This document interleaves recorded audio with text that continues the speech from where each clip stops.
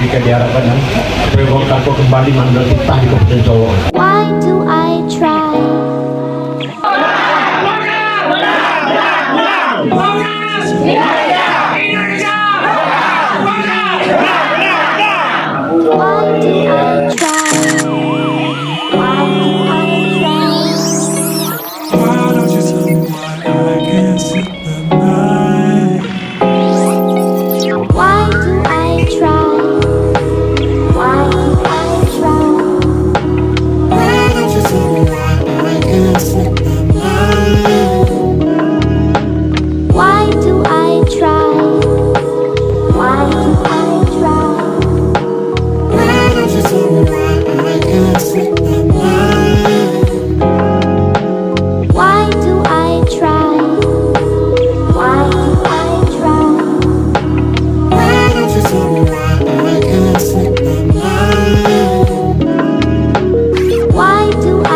Sampai saat sekarang seperti yang telah diatur dalam undang-undang KPU, kita semuanya lengkap, tidak ada permasalahan.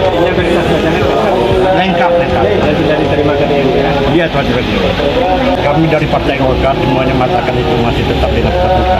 Karena aspirasi pada masyarakat untuk mencalonkan, untuk memilih kader-kadernya sebagai wakil rakyat itu kan terletak pada waktu terbukanya. Partai Golkar sampai sekarang masih komit dengan terbuka. Alhamdulillah kami punya cita-cita, cuma bukan banyak-banyak, cukup 7 kursi. Karena 7 kursi kita sudah bisa mencalonkan diri satu untuk jadi kepala daerah. Minimal 7, minimal Pak? Minimal 7. Minimal 7 ya? Why do I try?